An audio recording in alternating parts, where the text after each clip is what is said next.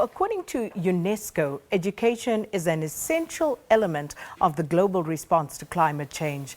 It helps young people understand and address the impact of global warming, and it also encourages changes in their attitude and behavior, and it will help them adapt to climate change related trends as well. Now, Malusi Vacha, who's the CEO of the Delta Environmental Center, joins us now to discuss this further. Thanks so much for coming through. Thank you, Sakina. Thank you for inviting me. Are people still skeptical about the realities of climate change? Well, indeed, people are still skeptical. There are still people who still argue the science of climate change. And our job is to educate the public about the impact of this climate change. So, and interestingly now, the strategy is turning to young people, and one can understand the logic behind that. But why such emphasis on global warming education for young people? Well, the thinking, the approach basically is really becoming strategic.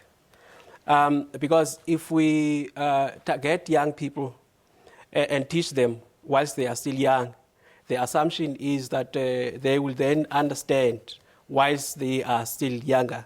And as they become bigger and older, they could actually be able to make choices that are environmental friendly later on in their lives, whether it's in terms of career choices, whether in terms of the general behavior.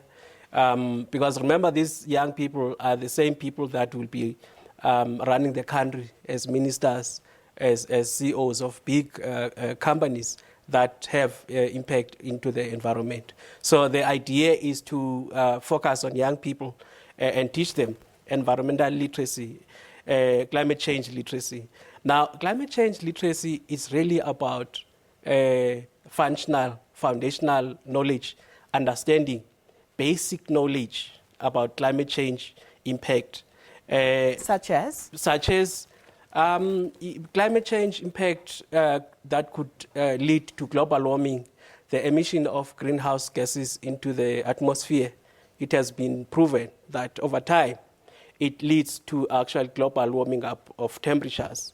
Hence the conference now that is taking place in Poland to discuss ways and means and strategies that countries can actually take to reverse this trend of global warming of temperatures, which is caused in the main by human activities. Of course, there's other factors, but the scientists are warning us that the biggest cause, it comes from us as human beings. I'm very curious, you come from the Delta Environmental Center, and I'm very curious about the sort of content that you will be dealing with, given that terminology and terminography is often taken for granted, because we talk about the emission of greenhouse gases. What does that mean? We naturally assume that everybody understands what that means. The ozone layer, what does that mean? So what sort of content will you be teaching as your center, for example? We actually teach environmental education integrated into different learning subjects because across all subjects, there is environmental content. It differs on a subject to subject in terms of what aspect that it's covered in that particular subject.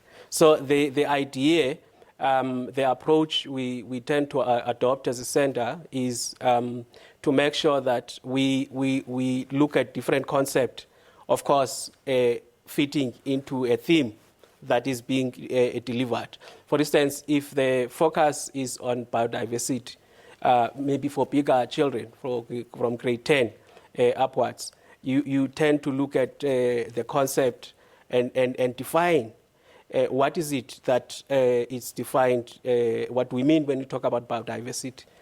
Remember, South Africa is one of the most biodiverse countries.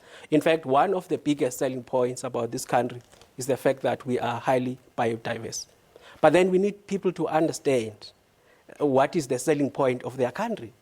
and that to say that it is biodiverse, it might not be enough. We need to break it down and explain the terms, because we realize that one of the challenges around climate change is the terminology that is switching people off.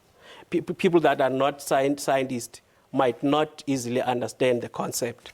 So we break the concept down into small chunks that are easily understandable, so that we debunk the myth that climate change is about scientists. It's not about scientists, it's about all of us, because ordinary people need to understand the impact of the warming up of global temperatures. And the most important thing as well is people need to know what are the basic things that they can start doing to minimize the impact of climate change.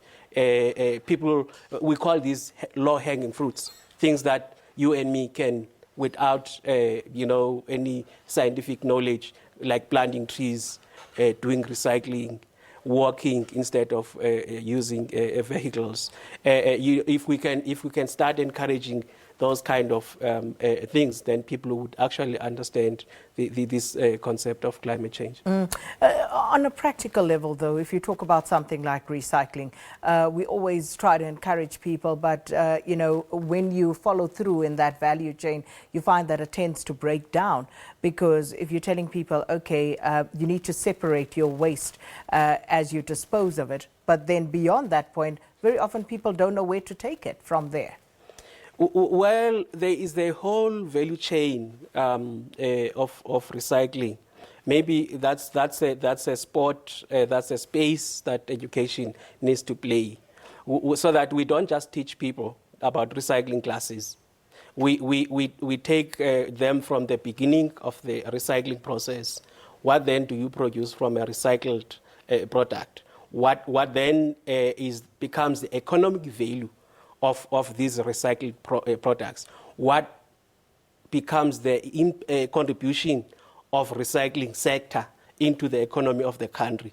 So if we can link these things, into the bigger things like your GDP, employment creation, and so on, maybe the biggest mistake that we make is we leave it halfway without taking through the entire cycle, so that people have got a holistic understanding.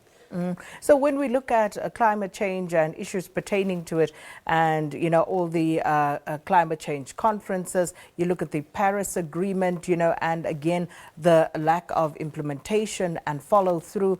When it comes to the curriculum level at school, how much of an absorption rate do you find we have there?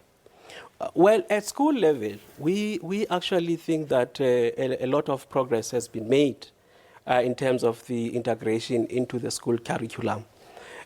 What might not have been done enough is the actual training of teachers to actually implement it in the classroom at a curriculum level. Now, remember, teachers in most cases are trained to teach specific subjects, and these specific subjects might not have anything to do with environment. Say, for instance, you are an economics teacher, and you were trained to teach economics. So then when somebody now comes with an angle of the environment, you are not too sure. So there is an opportunity that can be provided. As a center, we do provide training to teachers in terms of integrating the environmental concept. And this is across all learning areas, not just environmental-oriented subjects. And I think that is the opportunity that perhaps needs to be explored and emphasized. Of course, working with the Department of Education. Well, Mr. Vacha, thanks so much for stopping by this morning. And that was Mr. Malusi Vacha, Chief Executive Officer of the Delta Environmental Center in Johannesburg, explaining to us how important it is to ensure that young people understand the impact of global warming.